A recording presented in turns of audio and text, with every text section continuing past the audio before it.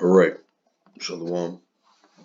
I want to start off by giving all praises to Yahweh Bashem Yahweh Shai Bashem Rachak Wadash. Double honors to the apostles and elders of GMS who rule well, and honor and salutations to those of you who are of the hopeful elect and are out there teaching the word of sincerity and truth. All right, so this is something I wanted to talk about really quick. I wrote this down in my phone in my notes. But this topic in particular kind of stems from a couple of different things that I saw in the last couple of days. But we ran into this guy on Sunday. Cool dude. I ain't had no problems with him. He was he just had a few inquiries.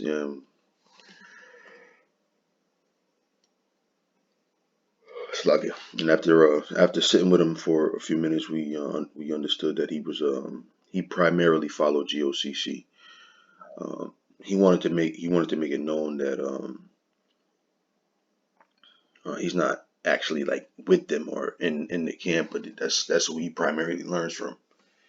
And um, and then he started to say that he learns from all the camps. He said GOCC, IUIC. And it was a gut blow every time I heard him name a camp, and then name us. But as I was explaining to him that or how what those people are like, right? Um, I started to realize that I didn't feel comfortable doing that, right? Telling them not to follow those people, right? And the reason being is because the Lord brings you excuse me, the Lord brings you where He wants you to be, right? And all there's no things that are happening by accident, right? So I was like, damn, I'm sitting here telling this dude leave them alone. And I was like, you know what, I'm doing the wrong thing. You do what you feel is best for you. Because his main his main thing was, not one camp has everything, and I get a piece from here and a piece from there, and to put together the whole story. Uh, in my heart, I believe that GMS does have the whole story, right? And this is just in my heart and my spirit, right? And that's where the Lord has me, and that's where the Lord has. I'm sure I speak for all of GMS when I say that.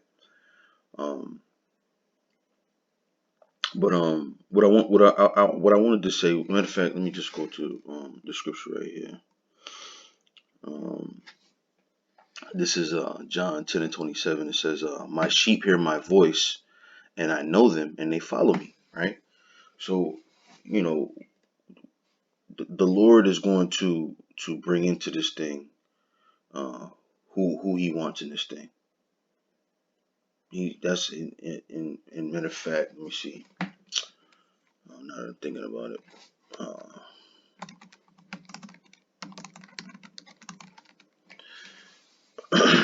This is Matthew 22:14. It says, "For many are called, but few are chosen." Let's see. Yeah, for many are called, but few are chosen. Right, and a lot of people are going to hear about this truth, right, and fall out. A lot of people are going to hear about this truth and maybe stay for a little while. Matter of fact, let me get that. Let me how does that go? I can't remember where it is. How do you spell that? Let me see.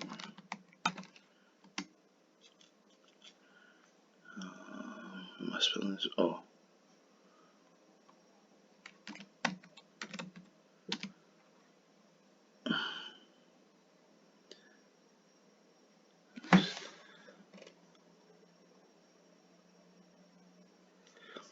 You know what? Bear with me for a second, because that's not the one I want. I want to get the one I'm used to reading. Bear with me for a second here. Um,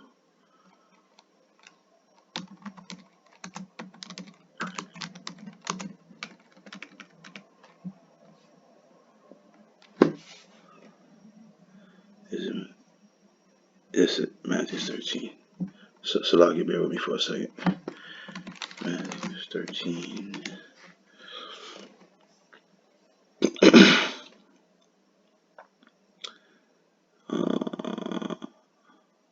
All right, so I'm gonna start at 3. Salaki. So this is Mark 13:3.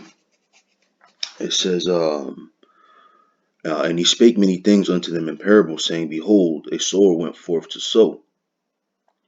And when he sowed, some seeds fell by the wayside, and the fowls came and devoured them up. Some fell upon stony places, where they had not much earth, and forthwith they sprung up, because they had no deepness of earth. And when the sun was up, they were scorched, and because they had no root, they withered away. And some fell among thorns, and the thorns sprung up and choked them. But other fell onto good ground, and brought forth good fruit, some an hundredfold, some 60-fold, and some 30-fold. Who hath ears to hear, let him hear. Right? And this parable is important. That seed, right, is speaking of the different people that hear about this truth. Right? You have some people that hear about it and just kind of fall on the pavement. Right? If you've ever planted any seed before, you know that you don't really have any control when you spraying that seed. It kind of goes wherever it wants to go. Some of it falls on the pavement, and that seed that falls on the pavement, it's not going to take any root, and it's just going to be burnt up by the sun, right? And it's the same thing with people that come into this truth, right? It's a seed being planted, right, or attempting to be planted, but because it didn't take any root, right, because it didn't have a firm foundation, right, it wasn't able to grow, right? And likewise, the seed that fell in the thorns, and only the seed that falls into a solid foundation, that falls into good earth, can be grown, right? And that was my point to the man who claimed GOCC, but said that he learned from a little bit from everybody. Um, a good seed gets deeply rooted in one patch of land, right? When you can't plant a seed in one farm and then take that same seed and take it out of the ground and then bring it to another place and plant it somewhere else and expect to yield fruit, because you're not giving that seed the proper amount of time to take root and sprout up, right? Every time it starts the process, you root it up and you put it in another land. That's symbolic of you. I go over here to learn a little bit, then I go over here to learn a little bit. You never get a chance to take root. And so what I told them was, even if we don't agree with who you decide that you want to be around, it would behoove one to at least be with one group of people, so that he can at least try to get some roots about him. And then when you sprout about the dirt, right? Now you become a plant. Now you can start to reach out into, like a tree, right? A tree, when it grows straight up at first, right? And then its branches start to grow out, right? And then the stalk or the trunk starts to grow a little bit more, right? And then the tree can reach out and do other things, right? But get yourself rooted first before you do that, right? If you keep going to these different camps with these different doctrines, it's not gonna serve you any in your growth. But this whole utopian society that people think about when they think about the truth. Oh, in the kingdom we gonna all be together, and it's funny because I was watching one of the Elder Adama's videos, and on the comment board, it was a show the brother did, on GOCC. I'm sorry, on IUIC, and somebody was on the comment board like, "Oh, we need to stop this division and so forth and so on." And my thing was, Why you guys always coming to our channel telling us about division? Because they make snide remarks about us too. But you'll never see them, or see these same people going on their channels telling them that division isn't good, that they shouldn't be divided, that they shouldn't be hating on another camp. Just teach the word. They never say that about them, and they got a lot to say about us. It's so much so that it's a that even false accusations, right? But no one ever goes on their channels to do that same thing. Listen, there's going to be division, right? When you read in Revelations, the second chapter, right? When the Lord Yahweh Shai was telling John the Revelator to write to these different churches, right? He for each church said, "Look, I see you doing this, and this, and I like that, right? But I also have somewhat against you, right? You do this, and this, and I don't like that. And if you don't repent, I'm gonna come back and destroy you, right?" Then he went to the next church. Hey, I like how you do this, and this. Um, and he said you have hate for the Nicolaitans like I do, right? But here's the thing that I don't like.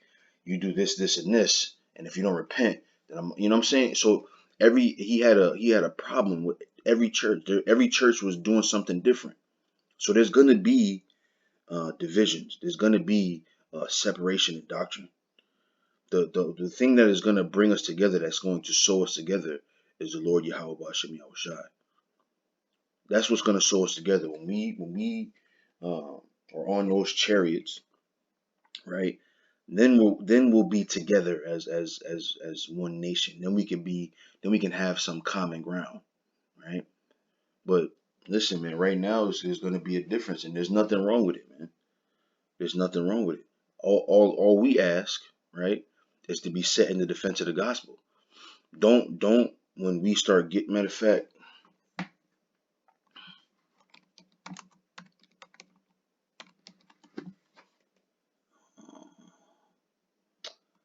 never can spell this right. Boom.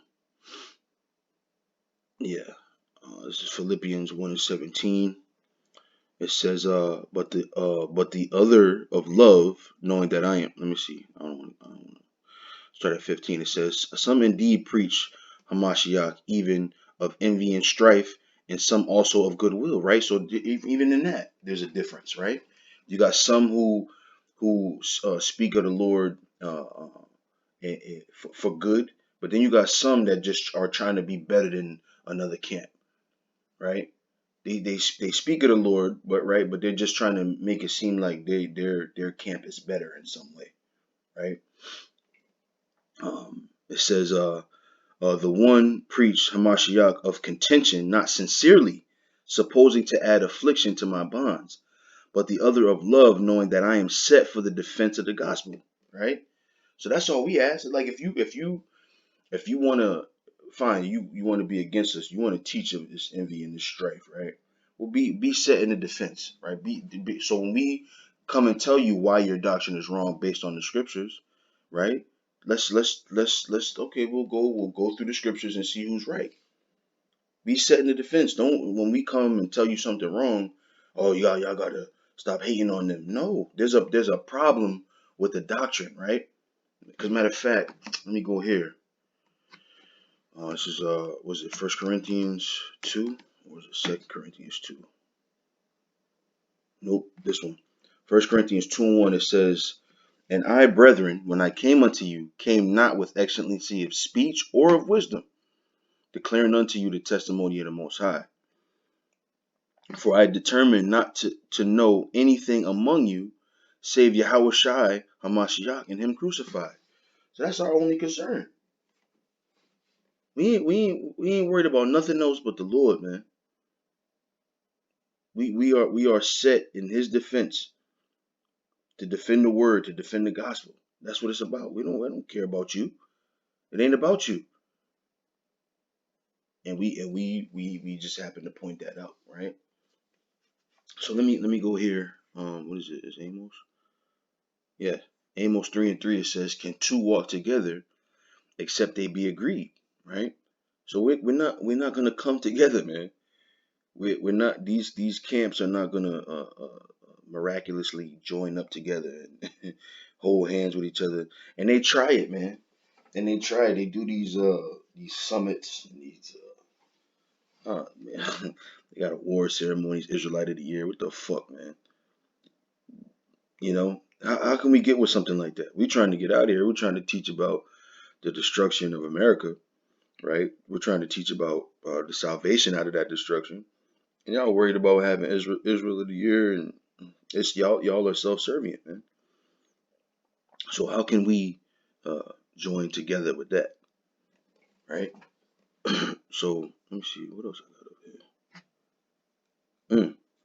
This is 2 Timothy 3:14. It says, "But continue thou in the things which thou hast learned and hast been assured of, knowing of whom thou hast learned them." Right? And I told the gentleman this, man, and I don't like doing commercials for GMS. Like I said, if the Lord is gonna bring you where He bring you, then that's on you, and that's what the Lord wanted you to experience. That's what the Lord wanted you to go through. But I'll say this: when 2007 came, right, and the elder apostles was pushing that word out on the highways and byways, and they put it up on YouTube. Even the camps that were on YouTube already, right? IUIC, before they were calling themselves IUIC, right? When it was just Nate and that guy Barack, I think his name was. They were on YouTube first, man. I saw them. I saw them. Nate had that damn that long coat on. They was on some bridge and they had a little karaoke machine that they were speaking into, right? I saw that, right? Before I saw the elder apostles, right? But when the elder apostles came out and they uh, gave an influx of the truth, man, when they flooded the internet with the truth, all those other camps followed suit. Okay, all those other camps did what the elder apostles was doing. And when they started hearing that, the elder apostles said, "Where y'all at?" With the challenge, right? Then they started coming out. Now they're the real camp, and what was them? Comfy and the Comfortables. They wanted to be the real camp. Then they had the Antichrist unit, and then it started this whole this back and forth, this bickering that you see today, right? But it has to happen, man. It has to happen, and that was induced because the elder apostles pushed the word. So that's who you learn from, whether you like it or not. Whether you like it or not, those apostles, because they were so diligent in pushing the word, that everybody who knew anything about Israel started coming out putting something on YouTube, and now it's becoming world famous, right? And I don't mean world famous like LeBron James world famous.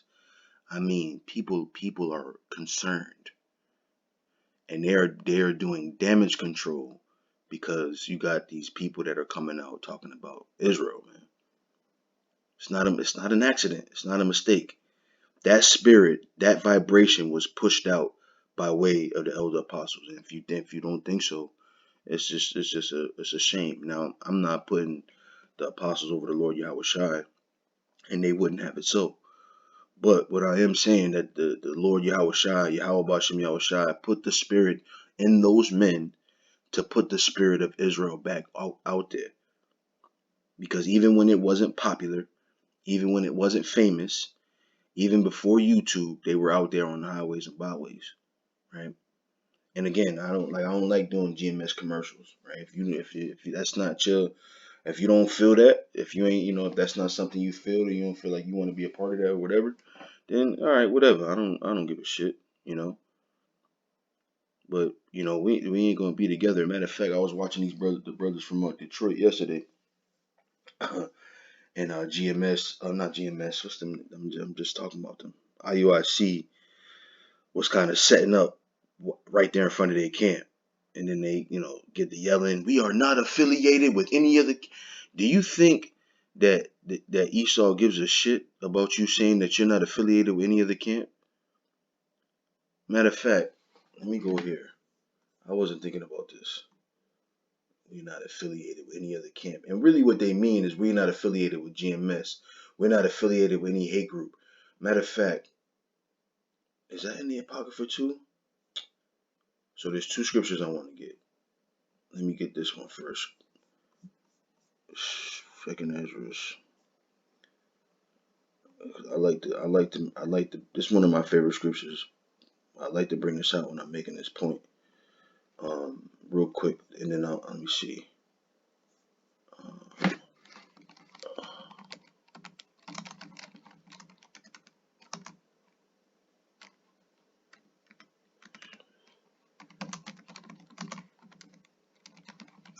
Bear with me for a second. I'm trying to find this. Yep, Jeremiah 2:33. Bear with me for a second. Did I say 33 or 23? Oops. Oh, they gave it to me. Good. All right, so let me go here first.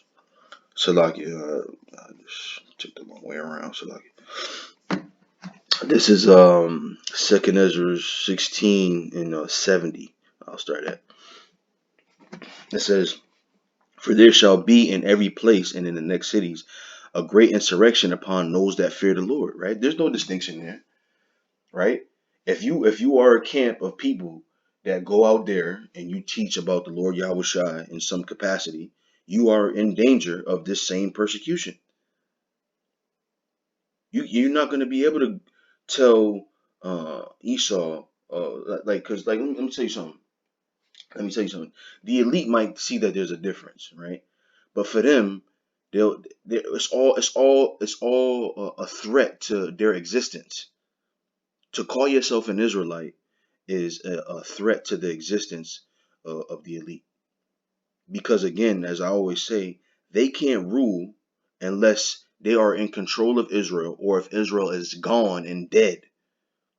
Because the earth was given or made for our sakes, man. So they can't rule as long as we calling ourselves Israelites. Can't be done. So you're not gonna be able to go and say, "Oh no, that's GMS. They do that. We're good." No, because they're hell bent. Even if you don't call yourself an Israelite, right? Even if you just a nigga in the street, they want you gone, cause again you are an Israelite. That's your nationality. Why are you conceding to Esau's description of us as a hate group? We're not a hate group. They're a hate group. We never killed no Edomites, but they killed thousands of us, millions of us. So if you out there on the highways and byways in any capacity, you are not exempt from this persecution. It says, "They shall be like madmen, sparing none, but still spoiling and destroying those that fear the Lord." Sparing none. You ain't, no. What you gonna be? You gonna be down? You know how when you watching MMA and the dude get hit and he kind of fall on his back and he kind of got his hands up waiting for the dude to approach him. You ain't gonna be sitting on the floor talking about no. It wasn't me. That was GMS. That was Tar. That was you ain't gonna be able to do that. They're gonna blow your fucking head off just like they're gonna try to blow our head off. We are not affiliated with any other hate group. Come on, man. It says where I leave off at. I'll read 71 again. It says, "They shall be like madmen, sparing none, but still spoiling and destroying those that fear the Lord." It says, "For they shall waste and take away their goods and cast them out of their houses. Then shall they be known who are my chosen, and they shall be tried as gold in the fire." Right? Because once that heat comes, this goes back to that parable of the seed that was sown on stony ground. Right? The sun is going to prove that seed.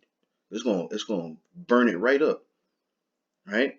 But if that seed is able to take ground and get rooted, it can't be burnt up by that fire.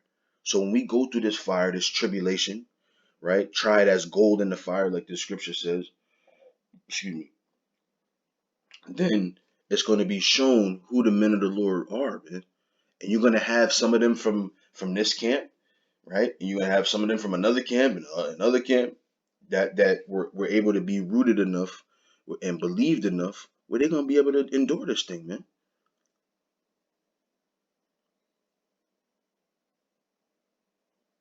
So let me go back here, Jeremiah. I can't remember what it says.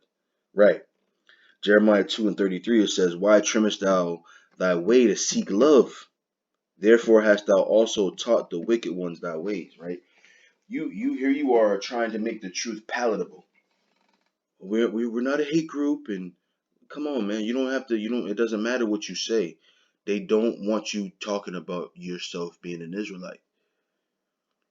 That's a fact. Nick Cannon, right, is a perfect example of that. He could have. Nick Cannon is the most, I'll say, safe, so-called black person on the planet, and he has been for quite some time, right? And they even got him.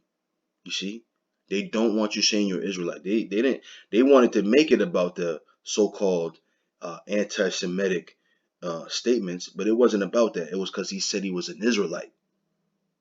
Because he said that he was a Hebrew. That's where the problem is. So you calling yourself a Hebrew Israelite, you're in danger, contrary to belief, right? So that's it, man. I'm carrying on. Um, Hopefully it was edifying. I want to give all praises as always to Yahweh Bashem Yahweh Shai Bashem Rachak Wadash. Double honors to the apostles and elders. Honor and salutation to the elect. And with that, I say shalom.